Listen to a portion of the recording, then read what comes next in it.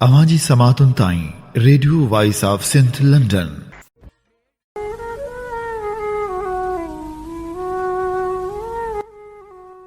उभरियम अंगूर सुते सुपेरियन जा, खायो खायो सूर लुछो लोचियो थियां। भलारे भिट धणी जे भलारे बैत सां मुंहिंजो ही आवाज़ मुसाफ़िर radio voice of Sindh London तां थी दुनिया जे कुंड कुड़छ ताईं। जंहिंजा माग ॿुधिजे पियो उन्हनि मिड़नी महिरबाननि खे सिक भरियो सलाम शाल क़बूल पवे।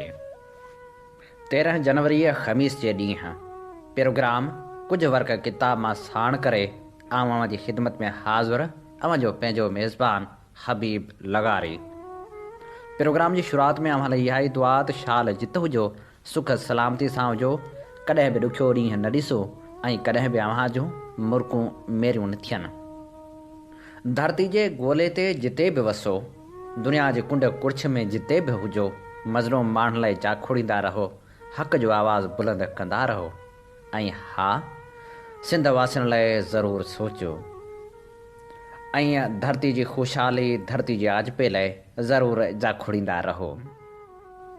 Radio voice of Sindh London जे अॼोके प्रोग्राम में अवां जी ख़िदमत में असीं पेश कंदासीं जग जहान जूं ख़बरूं। उन सां गॾोगॾु असीं नाम्यारे शाइर हनीफ़ आतर जे विछोड़े ते खेसि भेटा पिणु पेश कंदासीं।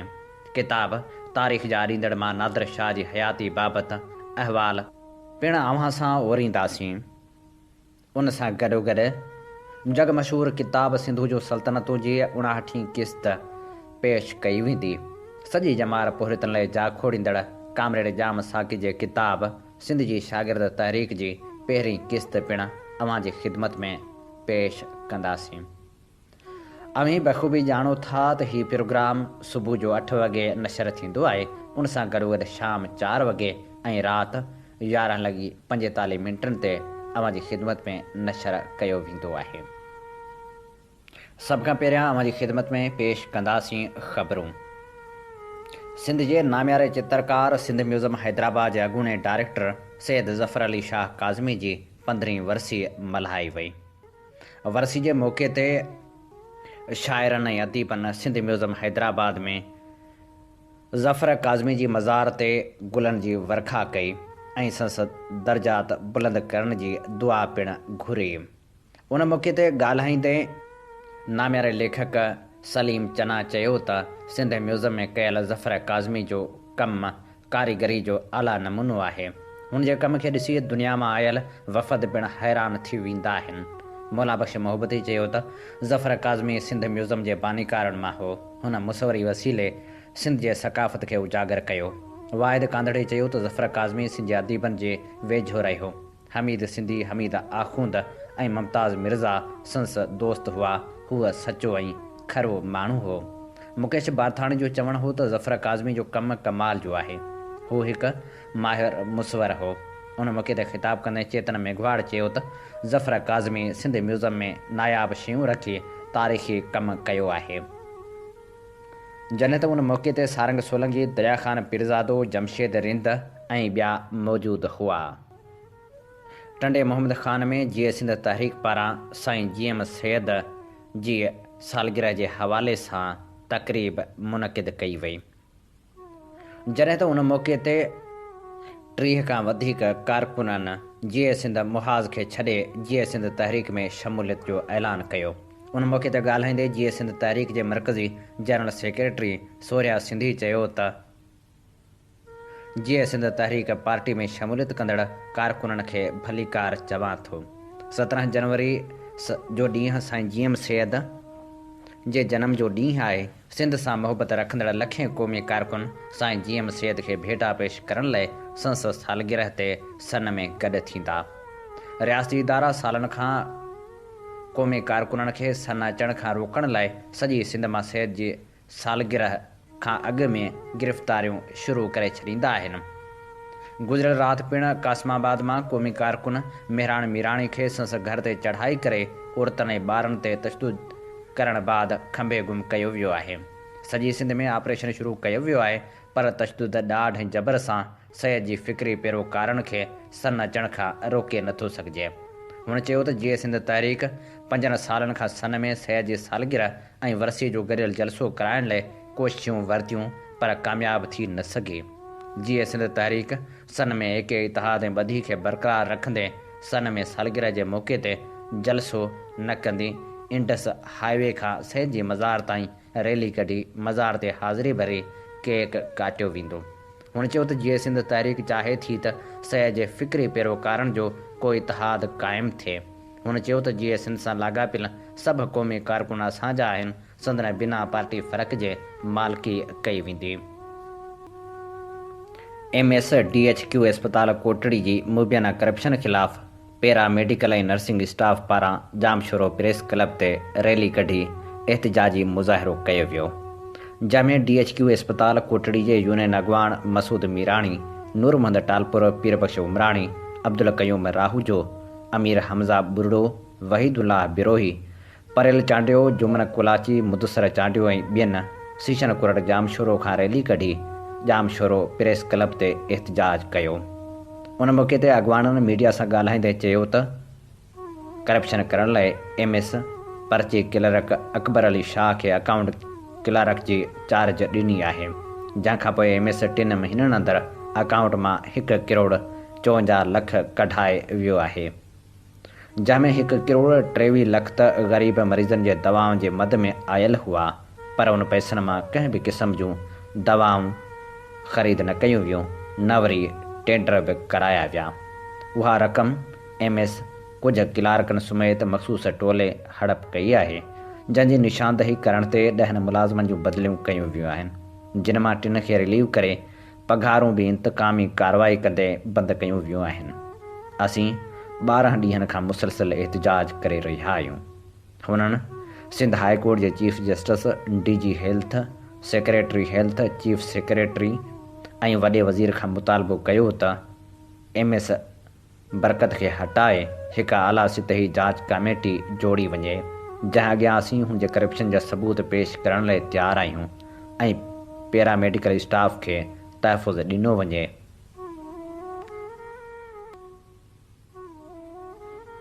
टंडो जाम ऐं टंडे अलहियार में ज़हरीलो कचो शराब वापराइण सबबि वधीक 10 ॼणा फ़ौत थी विया।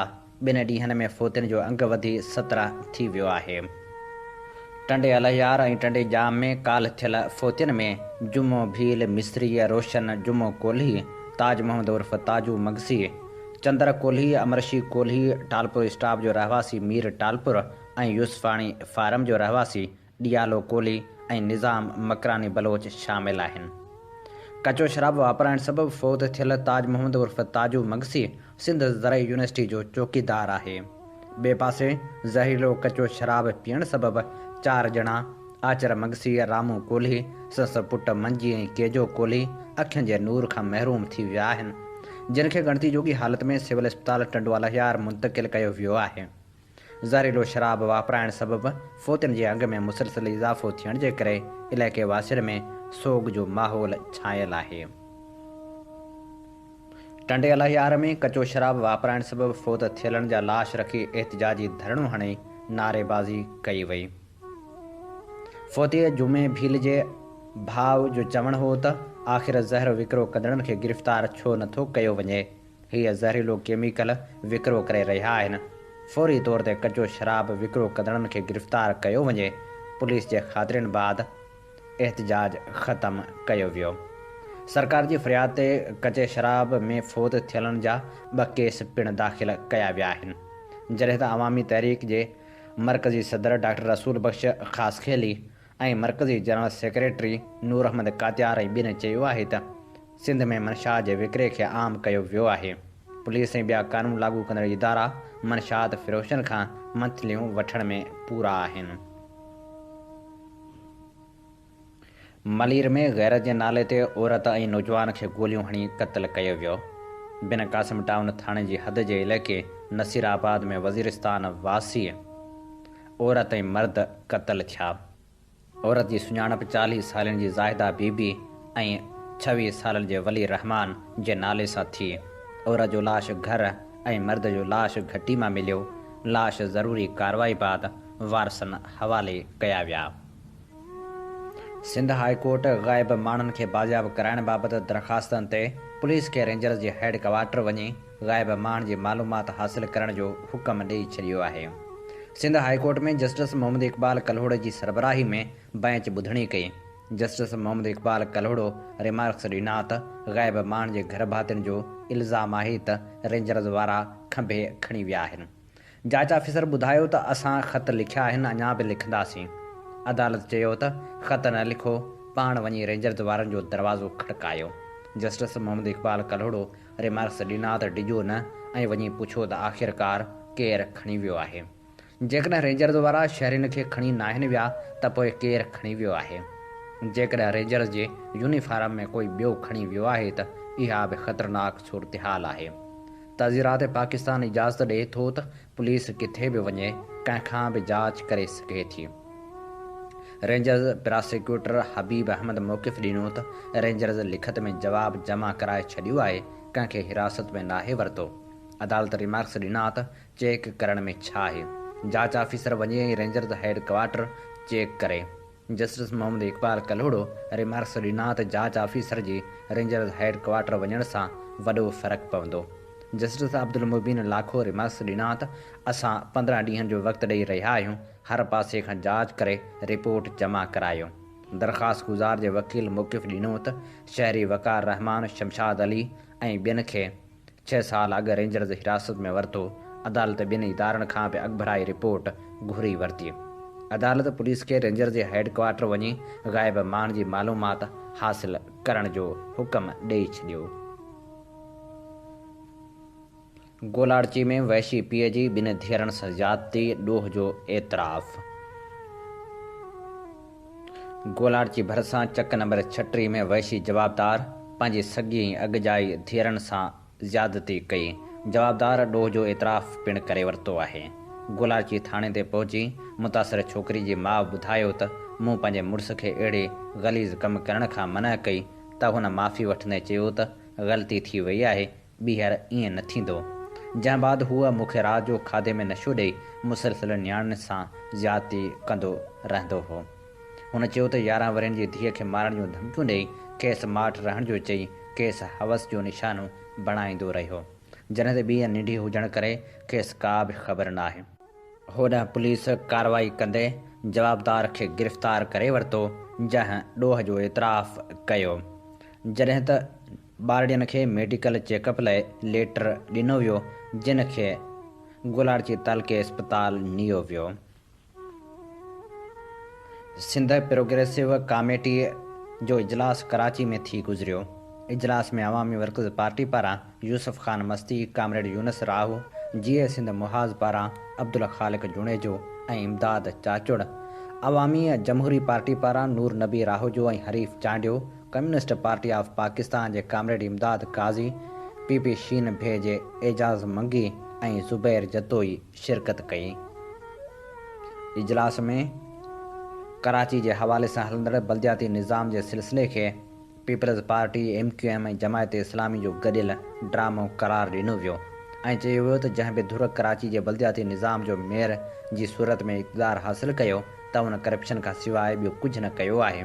हिन वक़्तु पीपल्स पार्टी ऐं MQM तोड़े जमायत इस्लामी कराची में नस्ली ऐं ॿोली वारी नफ़रत फैलाए माण्हुनि जे विच में विछोटियूं पैदा करे पंहिंजो वोट बैंक ठाहिण था चाहिनि, जॾहिं त वेझड़ जी सियासी तारीख़ साबित थी करे त अवाम जे विच में वेछा विझी उहे पार्टियूं इक़्तिदार लाइ हिक ॿिए सां ठहण में देरि बि न कंदियूं आहिनि। उन हवाले सां सिंध प्रोग्रेसिव कमेटी सिंध जे माण्हुनि खे अपील कंदे चयो त हूअ सियासी ठगनि जे चालनि खे सम्झनि ऐं कंहिं जज़्बाती जार में न फासनि। सिंध प्रोग्रेसिव कमेटी अदलिया पारां कारूंझर जी कटाई खे ताहयात रोकण वारे फ़ैसिले जी दिलि सां आजियां कई ऐं मुतालबो कयो त कारूंझर जबल वांगुरु सिंध जे ॿियनि जबलनि टुकरनि ऐं फितरत जे बाक़ी मज़हरनि खे बि बचाइण लाइ कानून साज़ी कई वञे। इजलास में सिंध में ईंदड़ ॿाहिरिनि माण्हुनि लाइ वर्क परमिट जो कानून ठाहिण जो मुतालबो बि कयो वियो। SPC जे इजलास में महांगाई जे ख़तरनाक तूफ़ान ते ॻणती जो इज़हार कयो वियो ऐं चयो वियो त जेकॾहिं इहो सिलसिलो इन तरह सां हलंदो रहियो त ग़रीब माण्हू मानी गभे खां बि महरूम थी वेंदो। महांगाई खे कंट्रोल करण लाइ गैर तरक़ियाती ख़र्च बंदि कया वञनि ऐं हुक्मराननि जी अयाशी वारी ज़िंदगी जो कल्चर ख़त्म कयो वञे। इन सिलसिले में एक्सपोर्ट खे वधाए इम्पोर्ट खे घटाइण जी तजवीज़ पेश कई वई। इजलास में सिंध हुकूमत पारां पोहरे जी माहिवार पघार 25,000 मुक़ररु करण जी बावजूदि सरकारी इदारनि में ग़रीब मुलाज़िमनि खे घटि पघार ॾियण वारे अमल खे सरकारी मुनाफ़िकी करार ॾींदे मुतालबो कयो वियो त सभ खां अॻु में सिंध सरकार पाण पंहिंजे ठहियल क़ानून ते अमल करे त जीअं निजी इदारनि खे अहिड़े क़ानून ते अमल कराइण जो पाबंद बणायो वञे। इजलास में ऐलान कयो वियो त हलंदड़ महीने जी 15 तारीख़ ते समूरी सिंध में मुनी बजट ज़रिए महांगाई खे शिदत सां मुसलत करण ऐं भाण जी खोट ख़िलाफ़ एहतिजाजी मुज़ाहिरा कया वेंदा।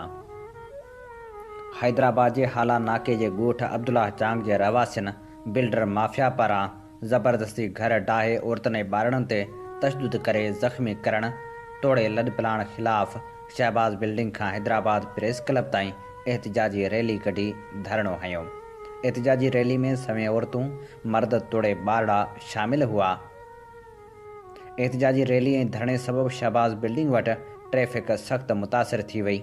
उन मौक़े ते अमरशीर ठाकुर, मान सिंह, हिमराज ठाकुर, चौधरी याकूब, अज़ीज़ मसीह, विश्राम ठाकुर, तुलसी ठाकुर ऐं ॿियनि चयो त हाला नाका वेझो ॻोठ अब्दुल्ला चांग में कोल्ही, मेघवाड़, भील ऐं ठाकुर बिरादरी जा केतिरा ई घर मौजूदु आहिनि जिन घरनि खे बिल्डर माफ़िया पंहिंजे हथियारबंद साथियुनि समेत मुख़्तलिफ़ वक़्तनि ते ढाहिण जी कोशिश करे रही आहे।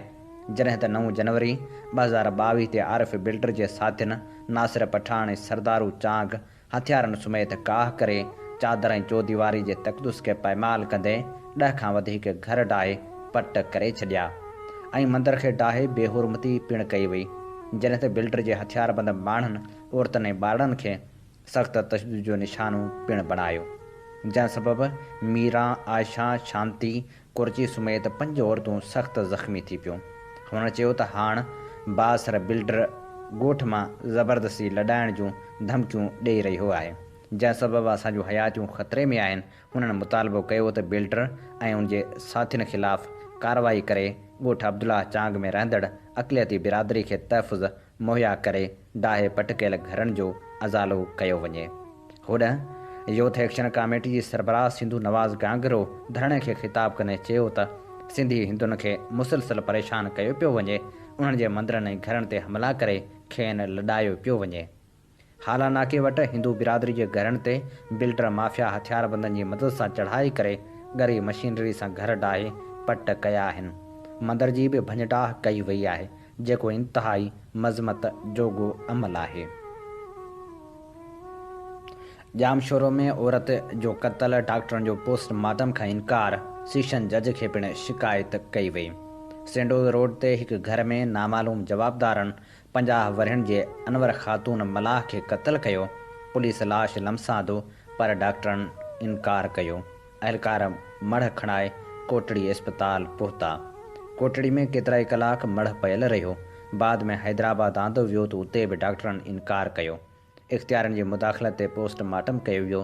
सेशन जज ऐं DG हेल्थ खे डॉक्टरनि ख़िलाफ़ लिखत में पिणु शिकायत कई वई। मोरो में जस्कम अॻवान जगदेश कुमार जे भाउ कमलेश जो अंतिम संस्कार कयो वियो। उन मौक़े ते जगदेश कुमार चयो त भाउ जो गटर मां लाश मिलणु मुंहिंजे लाइ सम्झ खां ॿाहिरि आहे। पोस्टमार्टम रिपोर्ट खां पोइ हक़ीक़त साम्हूं ईंदी, पोइ कुझु चई सघिबो। सिंध धरती जो ख़ूबसूरत शाइर हनीफ़ आतर बि विछोड़े जे वरलाप ॾेई हमेशह लाइ विछड़ी वियो। ज़िंदगी जे सहरा में हुन जा थकल क़दम नेठि बीही रहिया। शाइरी जे आसमान ते पंहिंजी मौजूदगी जो मुनफ़रिद अहसासु ॾियारींदड़ सिंध जो ख़ूबसूरत शाइर हनीफ़ आतर मुसलसल बीमारियूं झेड़ींदे बेवसी जे आलम में हमेशह लाइ विछड़ी वियो। जुॾे शहर सां वास्तो रखंदड़ हनीफ़ आतर काल्ह राति 8 वॻे पसाह पूरा कया। संस तदफ़ीन अॼु जुॾे में कई वेंदी। ख़ूबसूरत शाइर हनीफ़ आतर जी शाइरी ते लिखियल उहो मज़मून शामिल करियूं था जेको लिखियो हो हसनैन मेमण। चइनि शहरी मजमूअनि जे ख़ालिक़ शाइर हनीफ़ आतर जो नालो सिंधी अदब जी दुनिया में हाणे कंहिंखां ॻुझो नाहे रहियो। हनीफ़ आतर जी शाइरी में मंज़रकशी ऐं मुशाहिदनि जा अक्स जा बजा चिटा ऐं जझा मिलनि था। हनीफ़ आतर बुनियादी तौर ते ग़ज़ल जो शाइर आहे, पर वटसि हर सन्फ़ जो हुनर आहे। हुन सिंधी शाइरी खे हिकु नई सन्फ़ कलमाती शाइरी यानी कलमाती ग़ज़ल अर्पे शाइरी खे हिकु नओं मोड़ ॾिनो आहे। लुड़कनि जो कर्ज़, हवा का लहजा, मिटी जो दर्द ऐं अखियुनि रंज मेड़िया खे ॾाढी पज़ीराई हासिल थी। हुन जी इंतहाई महिनत ऐं कावश जो समर आहे त हुनजो किताब हथो हथ विकामजे थो। आतर खे इहो अरमान बि रहियो त नई टही सिंधी किताब खे अहमियत नथी ॾिए, तॾहिं त हुन हिकु शहर में शिकायती अंदाज़ में चयो आहे त माठ जी माक छायल माहौल ते ग़म जा कहिड़ा ॿुधायूं मकाला असीं, बेहिसी केतिरी जो पढ़ूं ई नथा, सिंधी अख़बार सिंधी रिसाला असीं। आतर मिज़ाजी इश्क खां वठी हक़ीक़ी इश्क जा रंग बि जीवन जे करतास ते वखेरिया आहिनि। गॾोगॾु हुबुल वतनी जो इश्क बि सीने में सांढे रखियो अचे। अखियुनि रंज मेड़िया में नाले वारे नौजवान अलबिले शाइर अयूब खोसे पंहिंजे मुहाग में हिकु हंधि लिखियो आहे त आतर जी शाइरी पढ़ी महसूसु थिए थो त सिंधी में शाइरी करण लाइ हुन वटि खोड़ अदबी लफ़्ज़ आहिनि।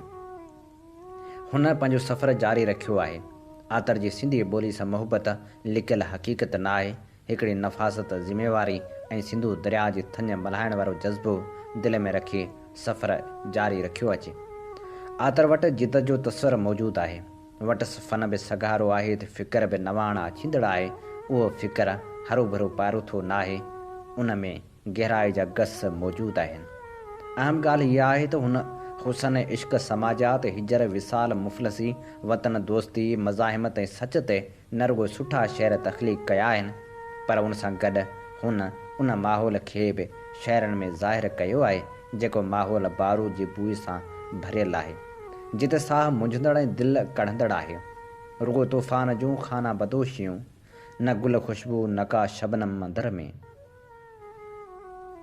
फुटा गोच नाहिन न दर में सुखन जा, रुगो हेल ॻोढ़ा अखियुनि साम वरता। जग जो नक्शो आहे तो अॻियां लेकिन सिंध जो सूर तो पढ़ियो न आहे। असां तक़सीम थी वियासीं सवें आतर क़बीलनि में, उहे समूरा दर्द असांजी मिटी जा दर्द आहिनि जिन खे पूरी सचाई सां आतर पेश कयो आहे। कहिड़ा शहरा ॼामा आतर दर्दनि जा, मंज़र सारा वेड़जी विया ख़ामोशनि में। ख़ामोशनि असांजे सपननि में ऐं असांजे मंज़रनि जा कहिड़ा खा ठाहिया आहिनि, उहा डिघी कहाणी आहे। अलमियो इहो आहे त हिन दौर में इंसानु वॾी बेदर्दी सां साड़ियो ऐं मारियो वियो आहे, पर उन दर्द खे बिना घटि जातो वियो आहे। सिंध जो महबूब नाले वारो बुज़ुर्ग शाइर अहमद ख़ान मदहोश मिटी जे दर्द में लिखे थो त हनीफ़ आतर ते सिंध जे बाज़मीर ज़मीन जो एतिरो त रंग चढ़ी वियो आहे जो हाणे हुनखे ग़ैर सिंधी सम्झणु ऐं सॾण ई ग़लति लॻे थो। जेको नफ़रतनि खे लत हणी मुहबतनि खे भाकुर विझी बीठो हुजे, जंहिंजे शऊर जा फ़नी ऐं फ़िक्री ॿई पासा सिंध धरती जे दर्दनि में रंगियल हुजनि, जंहिंजे मन में मिटी जो दर्द हुजे, उन लाइ राय जो हिकु हर्फ़ लिखण बि पाण काण लाजवाब सवाब सम्झां थो। लुड़कनि जो कर्ज़ में गुलशन लिगारी लिखे थी त सिंधी ॿोली में मुनफ़रद लहजो ऐं ख़ूबसूरत अंदाज़ बयानु रखंदड़ नई टही जे शाइरनि मझां हिकु हनीफ़ आतर बि आहे। संसद शाइरी ॼण मोतियुनि जी मालिया आहे, जंहिंमें लफ़्ज़नि जो सिटाव मोतियुनि जा लॻे थो, जेके हू ख़्याल जे गहरे समुंड मझां का माहिर टोबे जा टुॿी हणी काग़ज़ जे किनारे ते खणी अचे थो। पोइ उहे जज़्बनि जा मोती संसद शाइरी में ईअं जरकनि था ॼण उदाही में आसमान ते सितारा जरकंदा हुजनि। मुसाफ़िर चंड जो आ साह अटकियो, जॾहिं नक जी फुली जा रंग जाॻिया। लुड़कनि जो कर्ज़ में नाले वारो अदीब दानिश्वर साईं वलीराम वल्लभ लिखे थो, अॼु जॾहिं सिंधी शाइरी वर्जाव जी वादी में उलझी वई आहे, तॾहिं ताज़गी जी ॻोल्हा लाइ किथे ओचितो मयार जा आबशार ॾिसी मन जा थक लही वञनि था। अॼु जे जदीद सिंधी शाइरी में बिना शक जे हनीफ़ आतर जी शाइरी नए सुबुह में कोयल जी कूक ऐं बहार जे पहिरें गुलाब जो जलवो लॻे थी। हनीफ़ आतर जा ग़ज़ल दिलरुबाइनि जा दास्तान आहिनि, उहे मौज़ूअनि जी रंगीन रोशनियुनि सां जरकंदड़ सितारा बि आहिनि त उॾामंदड़ अबाबील बि आहिनि। आतर जी शाइरी में सिंध वसे थी, सॼो समाज ॼण आरसी में नज़र बि अचे थो। सच त अतर वक़्त जे गलियुनि में कॾहिं बि न मरी सघंदड़ शाइरी जो मोतबर ऐं प्यारो ख़ालिक आहे। अजरक वारा पूर ॾिसी ख़ुशि थियो मन जो मोर ॾिसी, ॿारो तण जा ख़्वाब मिड़िया हथ में लाटूं डोर ॾिसी। हनीफ़ आतर जी शाइरी जो ताज़ो आयल मजमूओ अखियुनि रंज मेड़िया अखियुनि आॾो आहे। ग़ज़ल नज़्म वाई हर सिन्फ़ ते कमाल जो फ़न ऐं कमाल जी गिरफ़्त आहे। ग़ज़ल खे निराली नवाण जी ताज़गी सां महकायो अथसि। हेठि ॾिनल बंद साढण जहिड़ा आहिनि। माउ जी ॿोली जा रंग, प्यार जी पोती जा रंग, विया अखियुनि में पोइजी समुंड जी छोली जा रंग। गल मथे रहिजी विया यार जी झोली जा रंग, मुनफ़रद जग खां लॻा तुंहिंजी हर चोली जा रंग।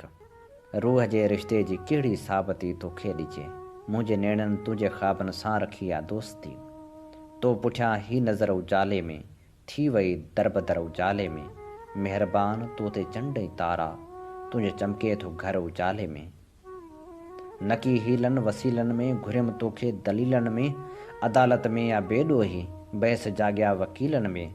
असांजो रूह थियो क़ैदी तुंहिंजे ॿोलियुनि रसीलनि में, रखियो नज़रूं अचनि धारिया रुॻो सिंध जे वसीलनि में। या वरी हू लिखे थो त अखियुनि जे दर्द जो किसो किथे थो राज़ में लिखिजे, खणी काग़ज़ कलम पियो सोचां त छा आगाज़ में लिखिजे।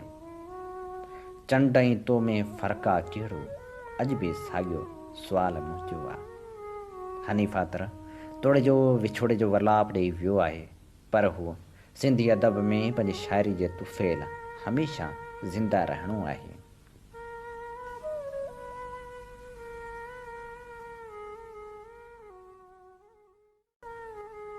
प्रोग्राम कुझु वर्क किताब मां में हाणे वर्क वरायूं था।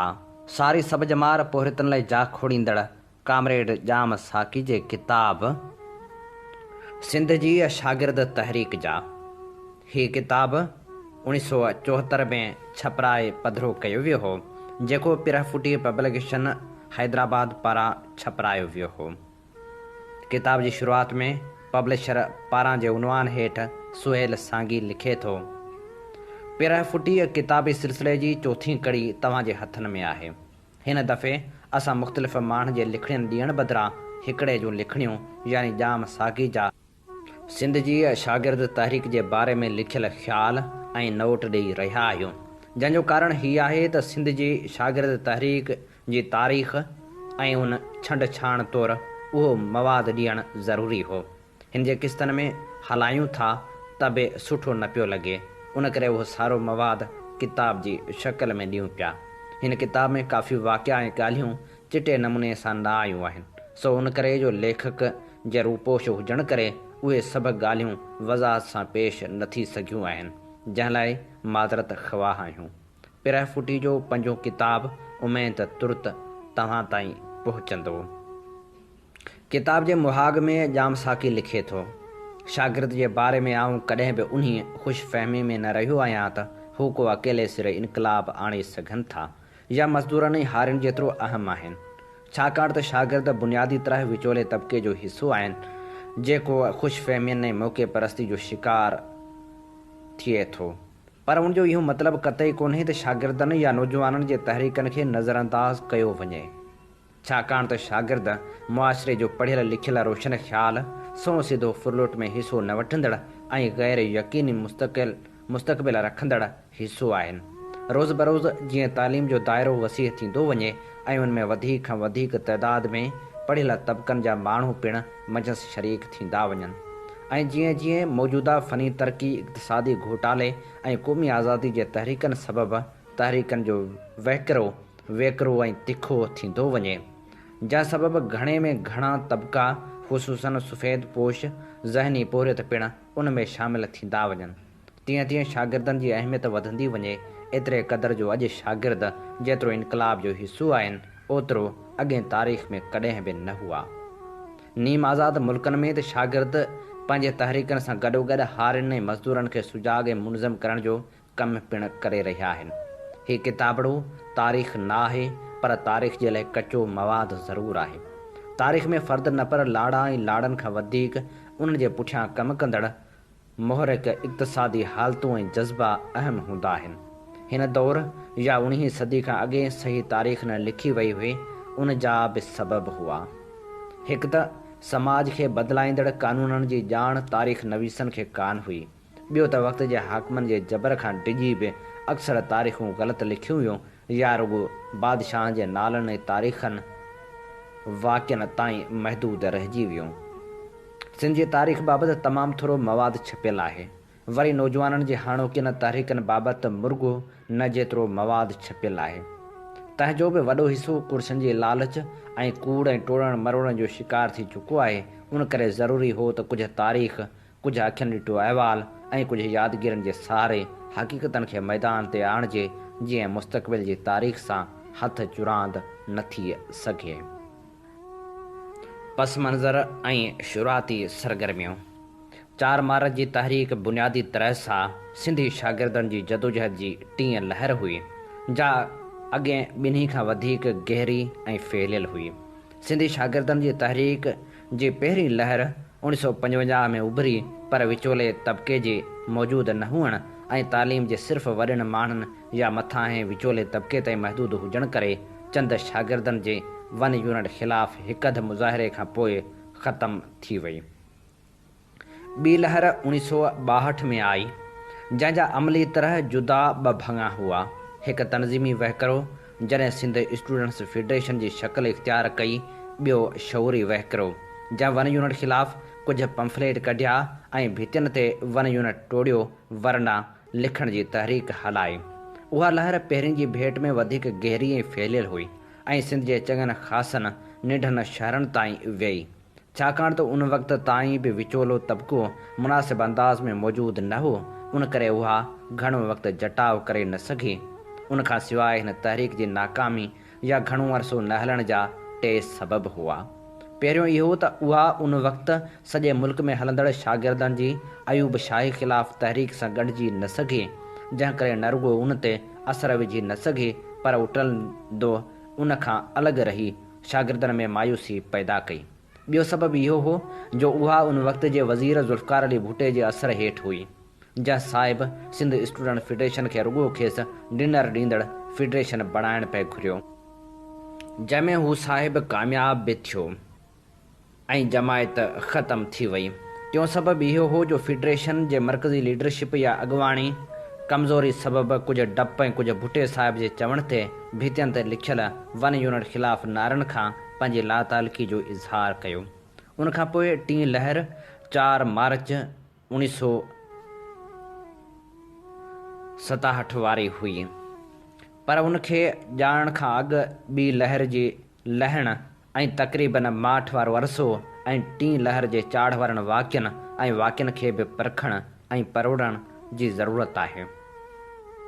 1963 जी आख़िर ताईं ॿी लहर ख़तमु थी चुकी हुई। उन जी हालति इहा हुई जो 14 अक्टूबर 1963 में सिंध यूनिवर्सिटी मां कुझु शागिर्द वन यूनिट लहण वारे उन ॾींहं खे कारो ॾींहुं मल्हाइण लाइ गवर्नमेंट कॉलेज आया। उहे कुल 7 ॼणा हुआ, जिन में बशीर अंसारी, हाणोको इंजीनियर, दीवान अली कलबाणी, शरीफ़ मेमण, शाहिद ज़हूर अंसारी ऐं 2 ॿिया हमरा जिन जा नाला हिन वक़्तु यादि न अथमि शामिलु हुआ। गवर्नमेंट कॉलेज में उन वक़्तु 1250 शागिर्द पढ़ंदा हुआ, जिन मां आउं अकेलो हिननि हमराहनि सां शामिलु थियुसि ऐं ईअं 8 ॼणनि ते कॉलेज मां चकर ॾिनोसीं। उन खां पोइ हमराहनि खे हीराबाद ताईं उमाड़े मोटियुसि। बाअमल तनज़ीम जी ज़रूरत। 1963 खां 1964 जे सितंबर ताईं रुॻो पंफलेट वग़ैरह वन यूनिट ख़िलाफ़ विरहाईंदा हुआसीं या कैंटीन में वेही वन यूनिट जी प्रोपेगेंडा कंदा हुआसीं। बाक़ी ॿियो थियो ख़ैरु। आख़िर सितंबर 1964 धारे सलाह कईसीं त ॿेली ईअं कमु न हलंदो, का तनज़ीम वग़ैरह ठाहिजे। उन ॾींहंनि में मदेजी में हारी कॉन्फ्रेंस थी हुई, जंहिंमें पोइ तबिके सां पंहिंजी दिलचस्पी सबबु आउं बि वियो हुउसि। उते कामरेड ग़ुलाम मोहम्मद लेगारी बि मिलियो। हिन साहिब सां कुझु कचहरी बि थी। वन यूनिट ते गार जी ॾरणी पई। आख़िर चयमि, साईं, असीं शागिर्द का तनज़ीम वग़ैरह ठाहिणु घुरूं था, उन बाबति को सलाह मशवरो ॾियो। उन्ही ते पाण चयाईं, बाबा चङो कमु आहे करियो, मशवरो कहिड़ो ॾियां? बाक़ी हिन साल मुंहिंजे भाणजे यूसुफ लेगारी यूनिवर्सिटी में दाख़िला वरिती आहे, उन सां मिलिजो, घणो करे उहो शामिलु थींदो। आउं वापसि आयुसि। बेज़न बलोच, यूनस खत्री, इस्माइल उढेजो ऐं आसिफ़ वारनि सां सलाह मशवरो कयुमि ऐं चयुमि त पाण खे तनज़ीम जो कन्वेनर यूनिवर्सिटी मां खणणु घुरिजे। ऐं उते ॿुधो अथऊं त ग़ुलाम मोहम्मद लेगारी जो भाणेजो आयो आहे, उनखे खणी कजे। सेप्टेम्बर में गवर्नमेंट कॉलेज जे छबर ते मीटिंग कईसीं। उन खां अॻे यूसुफ लेगारी खे गुरु नगर वारे हॉस्टल में वञी ॻोल्हे हथ कयमि ऐं चयोमांसि त हीअ जमायत ठाहिण जो प्रोग्राम आहे ऐं तोखे कन्वेनर करण जो ख़्यालु आहे, तूं छा थो चवीं? यूसुफ राज़ी थी वियो त खेसि मीटिंग जो इतला ॾेई मोटी आयुसि। गवर्नमेंट कॉलेज जे छबर ते वेठासीं, काफ़ी इंतज़ारु कयोसीं, पर यूसुफ न आयो।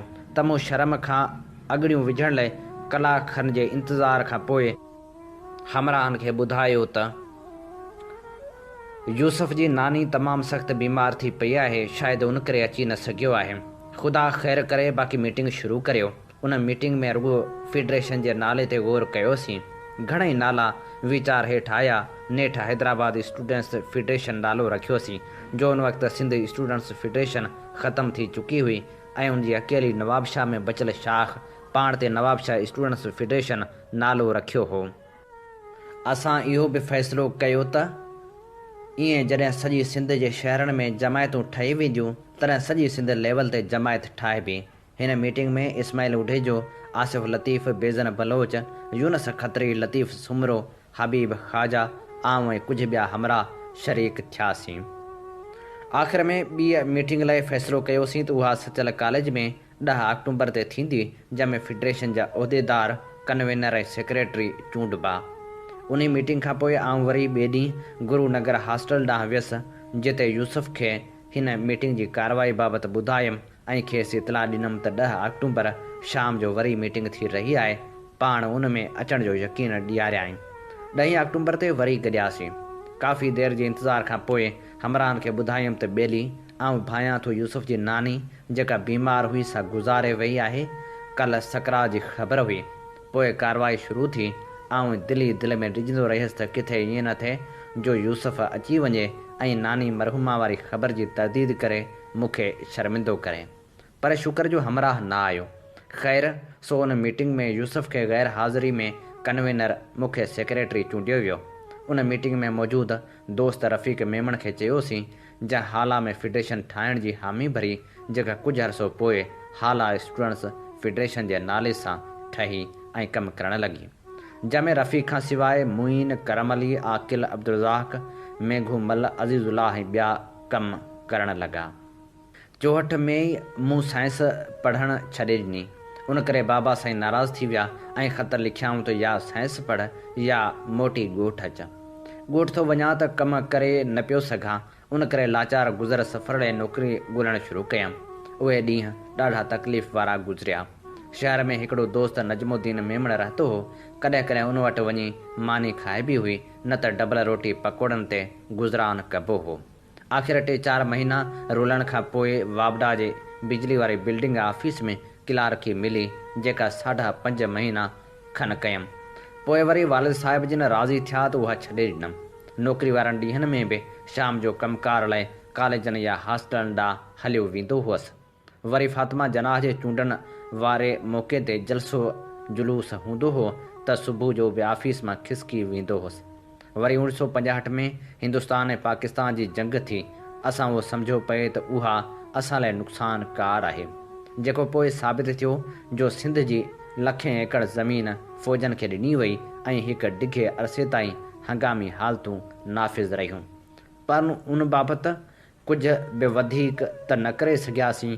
हिकिड़ो नवां ॿियो तइदादु एतिरो वॾो न हुजे ऐं मथां वरी सियासी हलकनि जो ताउन घटि। बहरहाल राति जो रंग दॿा ऐं बुरशनि खणी भितियुनि ते लिखणु शुरू कयोसीं।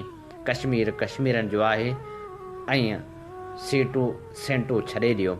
उन्हनि ॾींहंनि में कामरेड ग़ुलाम मोहम्मद लेगारी ॾस ॾिनो त महर हुसैन शाह हिते सचल कॉलेज में दाख़िला वरिती आहे ऐं ख़ालिद मेमोरियल स्कूल में पढ़ाए बि थो। उनखे बि चओ तव्हांखे हथ वंटराईंदो। सो भितन ते लिखण वारे कम में इनायत कश्मीरी, फिदा हुसैन, अली अकबर बिरोही, रिहान मीर थेबो, गुलाम नबी, महर हुसैन शाह ऐं आऊं हुआसीं। यूसुफ शामिल थी न सघियो। उनखां थोरा ई ॾींहं पोइ हिदायत नदीम अख्तर सां बि मुलाक़ात थी ऐं उहे बि हिन कम में शामिल थिया। जनवरी 1966 में ऐलान ताशकंद थियो त असां उनजी हिमायत जो ऐलान कयो। साॼी धुर वारनि शागिर्दनि, जमायतनि, जमियत जे उहिदेदारनि उन ते ॾाढी हाय दोस मचाई, पर असीं अटल रहियासीं। ताहिर रिज़वी, ॿियो ताहिर हुसैन बि हो, जो फ़िरका परस्त ऐं साॼी धुर जो हामी हो। उन्हनि ॾींहंनि में असां सां शामिल हो। हुन खां सिटी कॉलेज में थींदड़ ऐलान ताशकंद ख़िलाफ़ जलसे में ऐलान जी हिमायत ऐं ॻाल्हायोसीं, पर वीचारो ॾाढो हूट थियो। जमियत तुलबा वारनि नारा लॻाया, सुर्ख़ो आहे, रूस ऐं भारत जो एजेंट आहे, सो हमरा तक़रीर पूरी करे न सघियो। उन खां कुझु ॾींहं पोइ असांखे फ़िरोज़ुद्दीन मंसूर जो 1953 में लिखियल पंफलेट हथु लॻो, सो पढ़ी ॾाढा मुतासिर थियासीं ऐं उनजी रोशनी में 1 मई ते हिकु पंफलेट कढियोसीं जेको साइकिलो स्टाइल थियल हो। उहो उर्दू सिंधी ॿिन्ही में हो।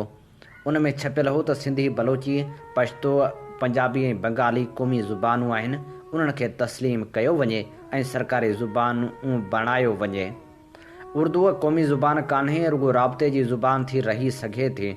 उन पंफलेट जो मवाद मंज़ूर करण वारी मीटिंग ऐं असीं कुल 6 ॼणा शरीक थियासूं।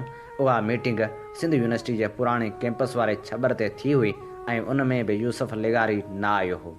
हिन मीटिंग में अली अकबर बिरोही, ताहिर रिज़वी, इनायत कश्मीरी, फिदा हुसैन, ग़ालिबन मीर थेबो ऐं आऊं शरीक थियासीं।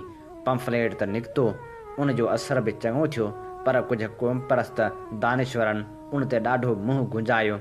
जे ही क़ौमी ज़ुबान वरी छा, हरू भरू हुकूमत खे नाराज़ छो था करियो, बसि रुगो सरकारी ॿोली लिखो, उहो काफ़ी आहे। हीअ असीं वर्क वराए रहियासीं।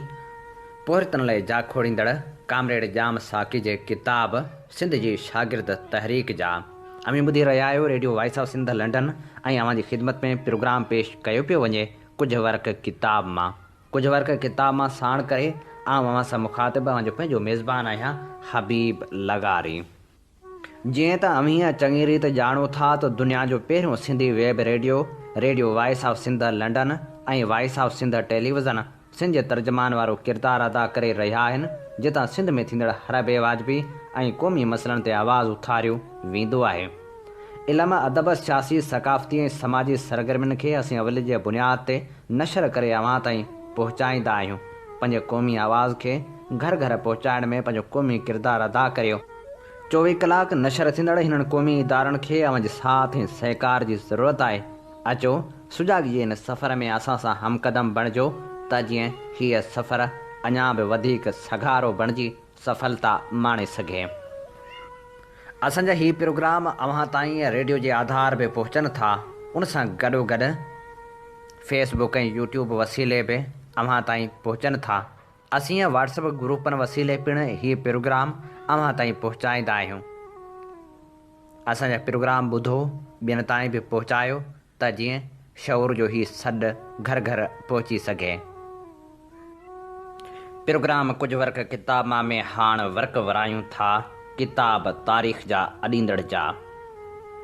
हिन किताब मां अॼु असीं अव्हांजी ख़िदमत में पेश करे रहिया आहियूं नादर शाह जो तारुफ़। हीअ किताब सिंधिका एकेडमी पारां छपराए पधरो कयो वियो आहे, जॾहिं त हिन किताब जो सिंधी तर्जुमो कयो आहे मोहम्मद बख़्श सूमरे। जी हा, अव्हांजी ख़िदमत में पेश करियूं था नादर शाह जो तारुफ़। नादर शाह जो असली नालो नादर कुली हो। नादर कुली जी माना आहे निहायत हैरत अंगेज़ जो ग़ुलाम, यानी ख़ुदा जो ग़ुलाम। पर हिन नाक़ाबिल शिकस्त सिपाही में ग़ुलामी वारी का बि ख़ासियत मौजूदु न हुई। हुन अफ़गान ऐं तुर्क हमले आवरनि खे ईरान मां भॼाए कढियो ऐं मुग़ल शहनशाह खां जवाहिरनि सां जुड़ियल ताउसी तख़्त हासिल कयाईं। नादर शाह हिकु ग़रीब घराणे में पैदा थियो। हुन जा वॾा उत्तर ओभर ईरान जे ख़ुरासान में खाना बदोशी वारी ज़िंदगी बसर कंदा हुआ। नंढपण में हूअ रिढूं चारींदो हो।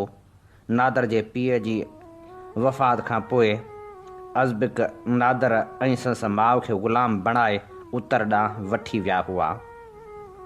हू उतां भॼी अची ईरान पहुतो, जे हुन हिकु निढे सूबाई गवर्नर वटि नौकरी कई। हुन फ़ौजी पेशो पंहिंजी उमिरि जे 30 सालनि वारे ॾहाके में इख़्तियार कयो।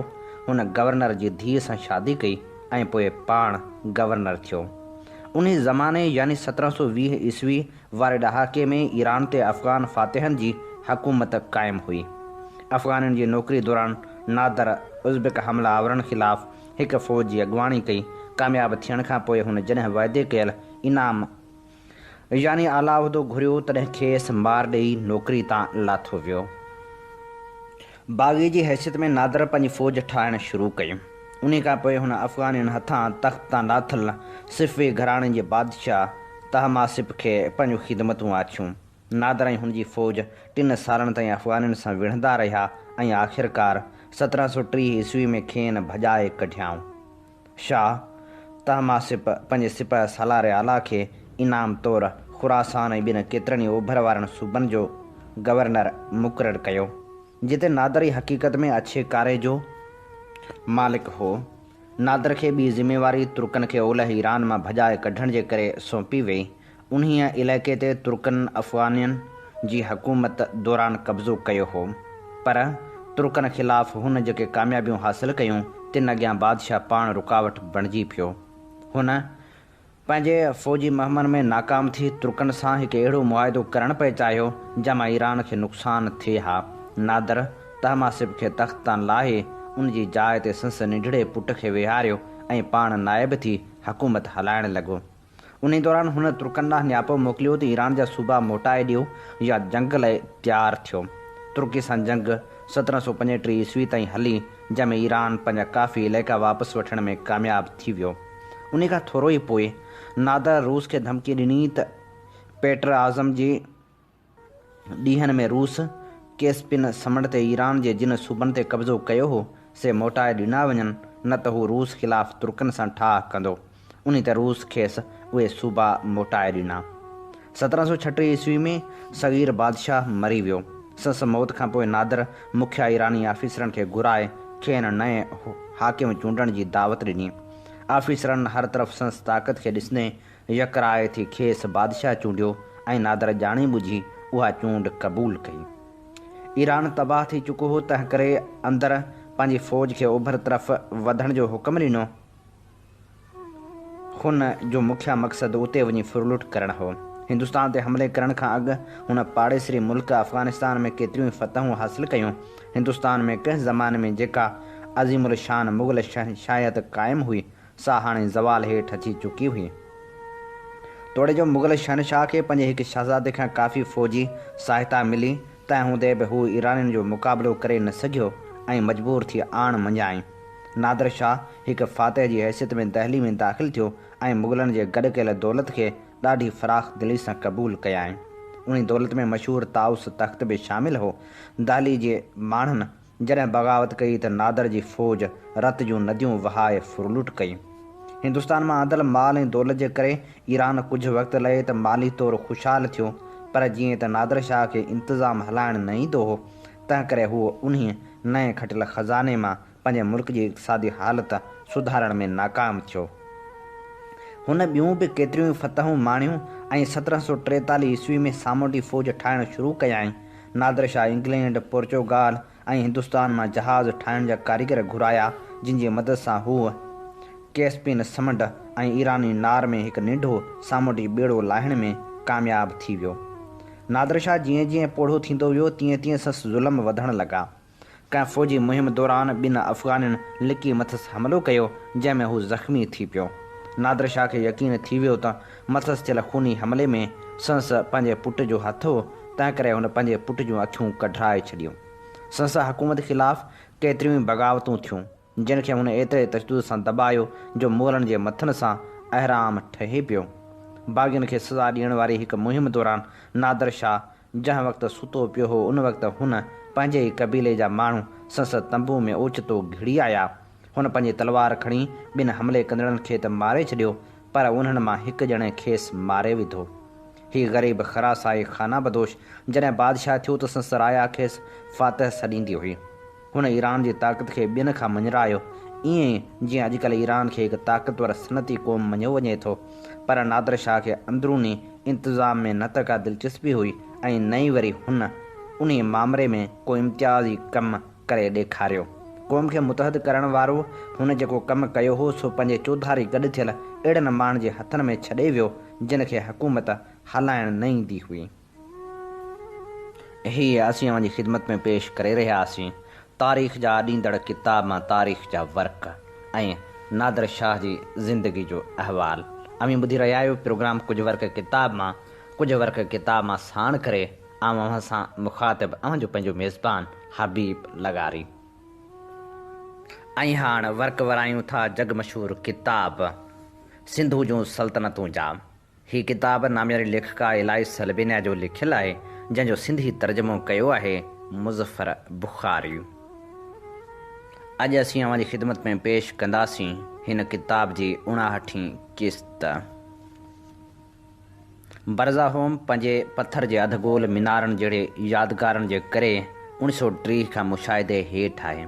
पर जॾहिं हिंदुस्तानी क़दीम आसारनि जे माहिरनि 1964 में खोटाई शुरू कई त मालूम थियो त हिते जी तारीख़ रुगो 5000 सालनि ताईं महदूद न आहे, पर उनखां बि घणी आगाटी आहे। 3000 काफ़मीम पथर जा उहे अधगोल मीनारनि जहिड़ा यादगार ठाहे उहा वज़ाहत कई वेंदी हुई त हीउ इलाइक़ो हिते रहंदड़नि जी मिल्कियत आहे। उन्हनि डिघनि पथरनि जे मीनारनि जी बुनियाद जी खोटाई दौरान तह दर तह तारीख़ी ओञाण मिलंदा रहिया ऐं चिटसाली जो हिकु नमूनो बि मिलियो जेको उनखां बि हज़ारे साल क़दीम आहे। उहो मिटी में खोड़ियल पथर जे हिकु मीनारे ते ठहियलु आहे। उहा चिटसाली शिकार जो हिकु मंज़र पेश करे थी ऐं उहो मंज़र पंहिंजी अलॻि सुरहाण रखे थो। तस्वीर जे विच में हिकु फाड़ो बीठल आहे। खाॿे तरफ़ हिकु तीर कमान ते चाढ़े निशानो वठी बीठल आहे। आसमान में किरण वारियूं 2 थालियूं मौजूदु आहिनि। मुमकिन आहे त उहे सिज ऐं चंड हुजनि या सिज चढ़ण जो मरहलेवार मंज़र हुजे ऐं उन्ही जे भर में हिकु कुतो बीठल आहे। तीर कमान वारो फाड़ो ऐं कुतो टेई नर आहिनि ऐं संदन मख़सूस उज़वा चिटी तरह नज़र अची रहिया आहिनि। पर ॿियो शिकारी जंहिंजे हथ में हिकु डिघो ॾफो आहे तंहिंजी मर्दाणी सुञाणप नज़र कान थी अचे। उन मां अंदाज़ो लॻाए सघिजे थो त उहा औरत आहे ऐं खेसि हिकु मुख़्तसर चोलो बि पियल आहे। चिटसाली जो हीउ मंज़र हिकु शानदार हासिलात आहे। जेकॾहिं आउं औरतुनि लाइ आवाज़ उथारींदड़ हिंदुस्तानी औरत हुजां हा त चवां हा त उहो मुंहिंजो नक्श आहे। भारत जे ॾूर उत्तर में कश्मीर खां लद्दाख ताईं वारो इलाइक़ो क़दीम वक़्तनि खां औरत जी आज़ादी जे हवाले सां ॼातो सुञातो वञे थो। क़दीम संस्कृत ॻाल्हाईंदड़ उनखे स्त्री राज सॾींदा हुआ। संस्कृत जे मशहूरु किसे महाभारत में बि औरत जी अधूरी आज़ादी जो ज़िक्र मिले थो। औरतुनि खे मर्ज़ी ते छॾे ॾियण सां हूअ भटकी वञनि थियूं। उहो पुराणनि वक़्तनि जो दस्तूर हो। अञा बि उत्तर जे कोरुअनि में राज आहे। उत्तर कोरो यानी कोरुअनि जी सरज़मीन खे संस्कृत जी क़दीम लिखतनि में जन्नत सॾियो वियो आहे। रामायण में बि उत्तर जे कोरुअनि खे फ़राख़ दिल ख़ुशहाल मुस्तक़िल ख़ुशि रहंदड़ ऐं हुगाव रखंदड़ सॾियो वियो आहे। हिननि जे मुल्क में न घणी सर्दी आहे ऐं न घणी गर्मी आहे, न बीमारियूं आहिनि न ई ॾुख आहे, न ख़ौफ़ न बरसाति न ई सिज आहे।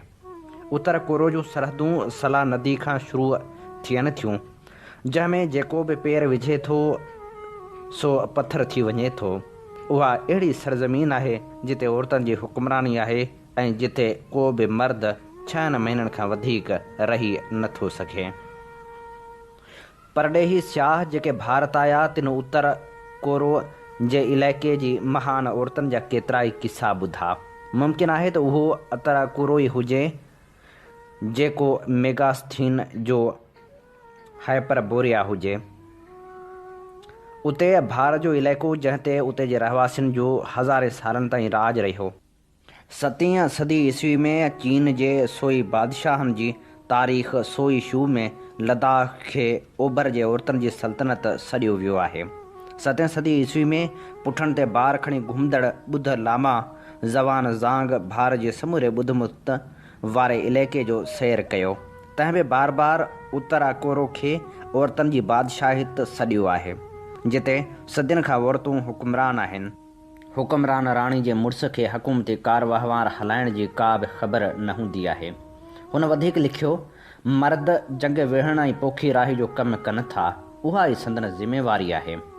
काल्हान जे 12वीं सदी ईस्वी में लिखियल संस्कृत जी तारीख़ राज तरंगनी में उत्तर अकोरो खे उत्तर ओभर कश्मीर में ॼाणायो वियो आहे, जेको अॼु बि लद्दाख आहे।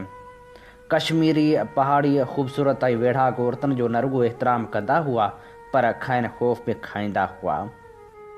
8वीं सदी ईस्वी में कश्मीर जो हाकिम ललित देवता स्त्री राज खे ख़त्म करण में कामयाबु थियो, जॾहिं उन वक़्त जी राणी संस इश्क में गिरफ़्तार थी वई ऐं संस लश्कर खे वेढ़ाक हसीनाऊं छातियूं उघाड़ियूं करे हिर खाइण लॻियो।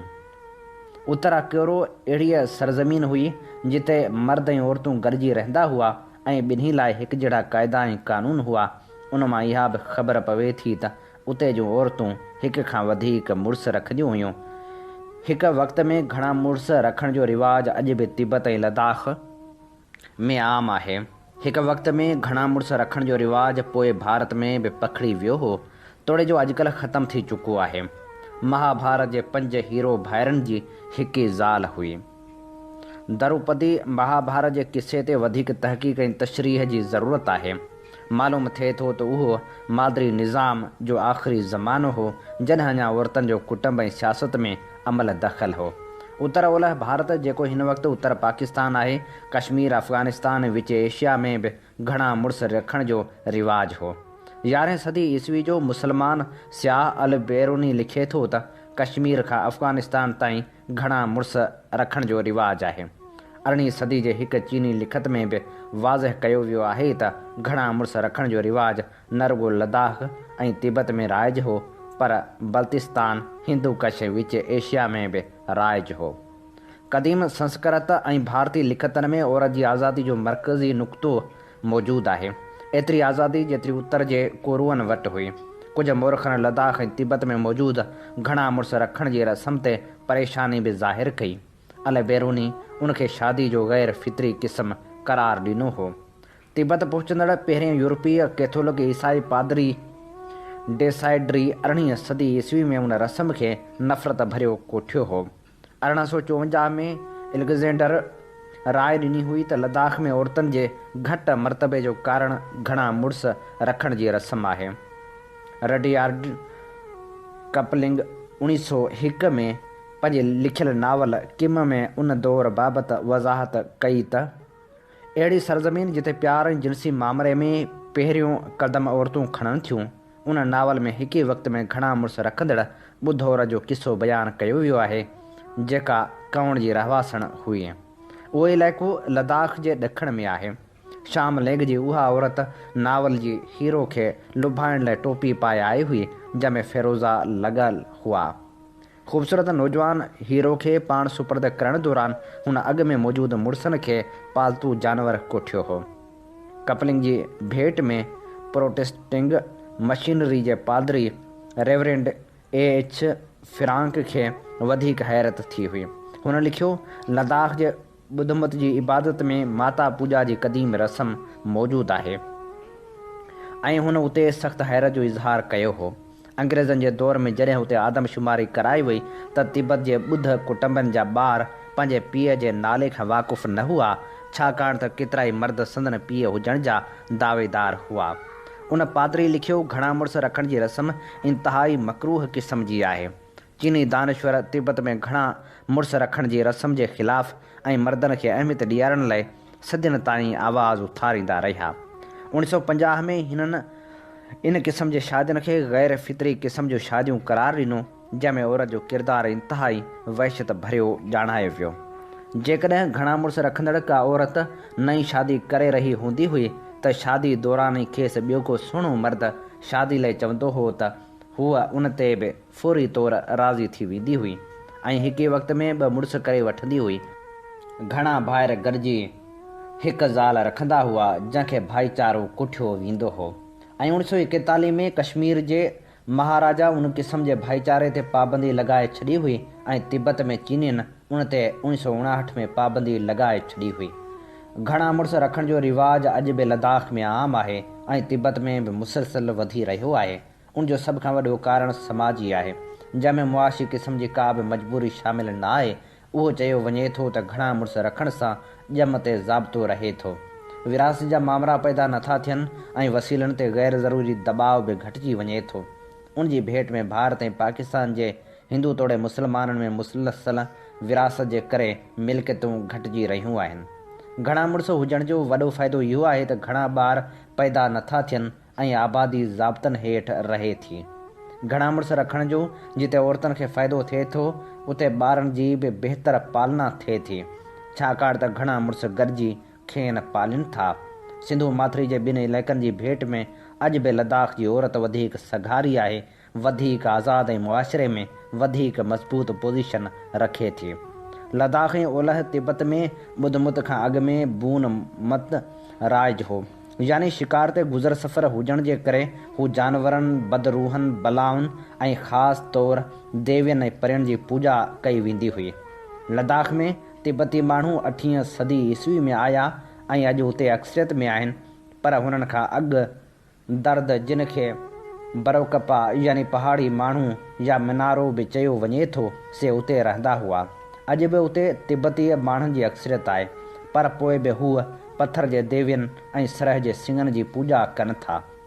अॼु दर्द क़बीले जा माण्हू लद्दाख जी रुॻो फ़ौजी इलाइक़नि में ई रहनि था, जितां सिंधु नदी भारत खां पाकिस्तान में दाख़िल थिए थी, पर पुराणनि वक़्तनि में हू सॼे लद्दाख ते हुक्मरानी कंदा हुआ। लया ताईं संदन राज हो ऐं मुमकिन आहे त गिलगित ऐं चित्राल ते बि संदनी हाकमियत हुजे, ऐं उहो बि मुमकिन आहे त कालाश क़बीले जा माण्हू संदनी सक़ाफ़त जो हिसो हुजनि। संदन शादियुनि जो तरीक़ेकार दर्द क़बीले जहिड़ो ई आहे। घणा मुड़ुस ऐं घणियूं ज़ालूं रखण जो रिवाज उते वेझी माज़ी में बि राइज हो। जिनसी तालुक़ जे मामले में दर्द ऐं कालाश क़बीले जा माण्हू ईसाई, हिंदू, मुसलमान ऐं ॿियनि पाड़ेसरियुनि जी भेट में वधीक नरम आहिनि। अजायो ग़ैर जो मसइलो न बणाईंदा आहिनि। जबलनि ते रहंदड़ परियुनि, पाणी जे देवियुनि, शिकार जे देवियुनि ऐं जादूगराणियुनि सुमेत हूअ ताक़तवर औरतुनि खे बि घणी अहमियत ॾियनि था ऐं संदन पूॼा कनि था। शायदि उहा दर्द क़बीले जी रिवायती हुई, जंहिं सभ खां पहिरीं उत्तर हिंदुस्तान में पेर ॼमाया। इन हवाले सां जेकॾहिं बरज़ा होम जी चिटसाली खे ॾिसिजे त उहा बि उन क़दीम रिवाज जो हिसो नज़र अचे थी, पर असल ॻाल्हि इहा आहे त उन थ्योरी खे भारतीय क़दीम आसारनि जा माहिर का घणी अहमियत नथा ॾियनि। उनजो हिकु कारण इहो बि आहे त उन्हनि पथरनि जूं ग़लति वज़ाहतूं कयूं वियूं आहिनि। जॾहिं खां पथर जी उहा चिटसाली आर्कियालॉजिकल सर्वे ऑफ इंडिया तां हटाए पंहिंजे तहवील में वरिती आहे, तॾहिं खां उहा आम माण्हुनि जी नज़र खां परे थी चुकी आहे। ऐं हिन वक़्तु जेके बि अभ्यास कया वञनि था, से रुॻो ख़राब क़िस्म जे फ़ोटो कापियुनि खे नज़र में रखी कया वञनि था। अहिड़ी तरह 8000 सालनि ताईं असल हालत में रहंदड़ उहा चिटसाली अॼुकल्ह जिनसी तब्दीली जो शिकार आहे। उन चिटसाली जी पहिरीं तस्वीर 1964 में कढी वई हुई, जंहिंमें वाज़ह हो त ॾफ़ो खणी बीठल वॾनि उरहनि वारी औरत हुई। हुनखे हिकु चोली बि पातल हुई, जॾहिं त मर्द खे को बि लिबास पातल न हो। BM पांडे, जंहिं हुन चिटसाली जो पहिरियों मुशाहिदो कयो हो ऐं हुन 1971 में तस्दीक कई हुई त उन चिटसाली में हिकु शक्ल जंहिंखे औरत करार ॾिनो वियो आहे, तंहिंजे ॿिन्ही राननि जे विच में जेका टेकुंडी पटी नज़र अचे थी, उनजो मक़सदु औरत जे उन हिसे जी फितरी गोलाई ज़ाहिर करणु आहे। उहा कंहिं मख़सूस उज़वे जी वज़ाहत लाइ न आहे। 10 सालनि खां पोइ उहा टेकुंडी पटी मर्दाणो उज़वो बणिजी वई ऐं वॾियूं छातियूं बि आहिस्ते आहिस्ते घटिजंदियूं बिल्कुलु ख़तमु थी वियूं। मूं आर्कियालॉजिकल सर्वे ऑफ इंडिया सां राब्तो कयो ऐं केतिरा ई चकर काटिया, पर मूंखे उहो चिटसाली वारो पथर ॾिसण जी इजाज़त न मिली। हुननि कुझु लिकाइणु चाहियो थे या वाक़े खे ख़बर न आहे त उहा किथे रखियलु आहे। उन बाबति कुझु यकीन सां चवणु मुमकिन न आहे। ऐं बरज़ा होम वारे सेशन जे अमलदार सां मिलण लाइ 7 ॾींहं चकर काटींदी रहियसि ऐं आख़िरकार 30 सेकंडनि अंदरि मुंहिंजी दरख़्वास्त ते वीचार करण बदिरां मूंखे वापसि मोटायो वियो। हीअ असीं अव्हांजी ख़िदमत में पेश करे रहियासीं किताब सिंधु जूं सल्तनतूं जी 59वीं क़िस्त। ही किताब नामेरी लेखका इलाही सलबेनिया जो लिखियलु आहे, जंहिंजो सिंधी तर्जुमो कयो आहे मुज़फ़र बुखारी। इन ते ई प्रोग्राम कुझु वर्क किताब मां जो वक़्तु पंहिंजी पुॼाणी ते पहुचे थो। पंहिंजे मेज़बान हबीब लगारी खे इन साॻी दुआ सां ॾींदा इजाज़त। वसे भिट तुंहिंजी भलारा सदा सदा देस परदेस सारा वसन। कॾहिं सींद सिंध जी न मेर थिए, कॾहिं मोड़ कंहिंजा न मुरझाए जन।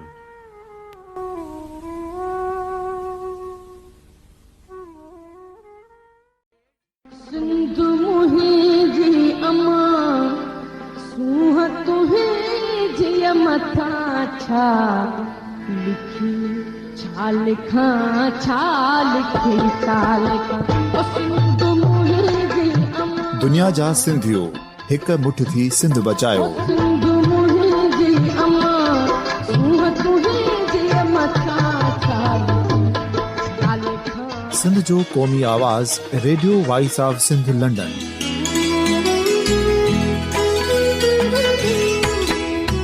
Radio voice of Sindh London पंहिंजी नशरियात में सिंध जी सियासत, समाज, इक़्तिसादियात, तारीख़, क़ौमी उमंगुनि ऐं इख़्लाक़ियात मुतलिक़ सिंध जी हक़ीक़ी तर्जुमानी कंदे प्रोग्रामनि खे असराइतो बणाइण लाइ सिंध जे घण घुरनि ऐं धरतीअ सां प्यार कंदड़ अदीबनि, दानिशवरनि, सहाफ़ियुनि, उस्तादनि, वकीलनि ऐं हर तबिके जे मानवारनि सजणनि खे सिंध में शऊरी इनकलाब लाइ सहकार जो सॾु ॾियूं था।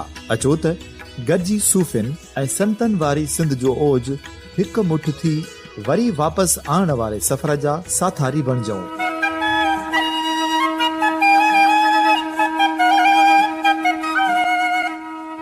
हिक नए सुबुह जी शुरूआत जो पड़ाॾो घर घर, ॻोठ ॻोठ ऐं शहर शहर ताईं पहुचायो। शाल सिंध आबाद ऐं ख़ुशहाल थिए, सिंधी माण्हू सुखियो ऐं सताबो थिए।